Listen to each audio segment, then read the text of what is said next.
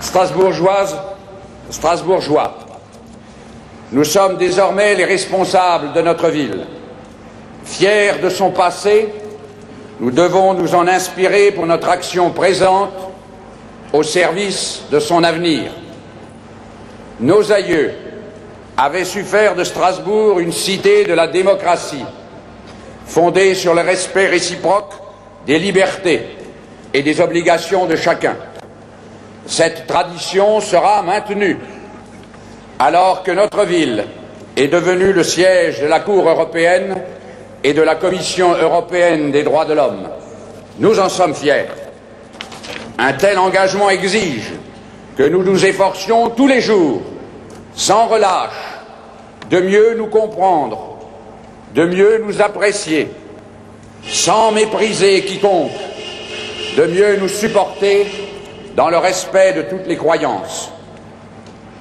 Strasbourg n'a jamais modifié son langage. Elle a payé durement son attachement à la patrie et sa fidélité à ses traditions.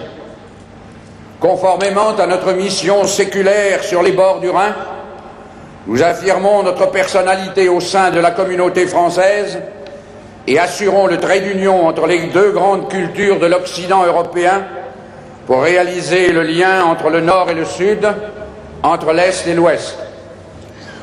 À travers les siècles, les universités de Strasbourg se sont distinguées par leur qualité.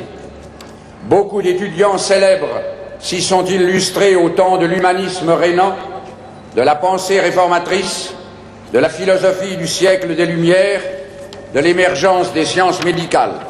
Aujourd'hui, nous devons permettre à nos universités, à nos laboratoires, à leurs chercheurs, à leurs maîtres, à leurs étudiants, d'affirmer davantage encore leur vocation scientifique et aussi de jouer un rôle de premier plan dans les domaines des arts qu'elles ont toujours privilégiés. Aujourd'hui, nous n'avons pas le droit de renoncer à la devise des bâtisseurs de notre cathédrale « Rien n'est trop beau pour Strasbourg ». Aujourd'hui, comme au XVe siècle, la concurrence est rude entre les villes.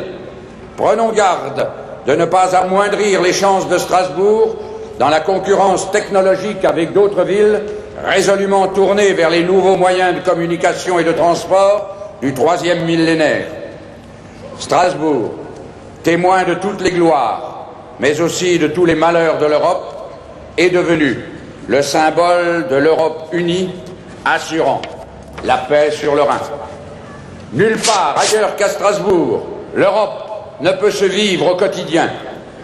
Un nouveau destin, conforme à sa grandeur, s'ouvre pour Strasbourg dans la nouvelle Europe des peuples libres. Ville souvent blessée, parfois déchirée, jamais abattue. Ville qui a dû lutter pour sa grandeur. Ville qui a su construire pendant 100 ans une cathédrale. Ville qui a su relever ses ruines. Ville des vieux quartiers de la Petite France.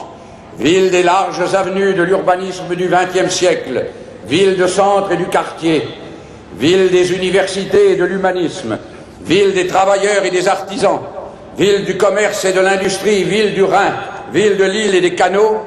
Ville de la musique, des arts, de la culture du corps et de l'esprit.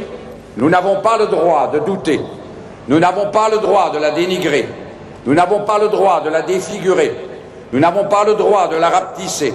Nous n'avons pas le droit de refuser sa grandeur. Nous n'avons pas le droit de nous diviser en des querelles subalternes.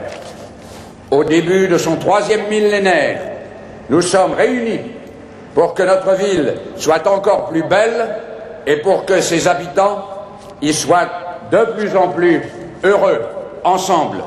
C'est le sens de notre engagement, de mes collègues, de moi-même et du vôtre. C'est la noblesse de notre mission.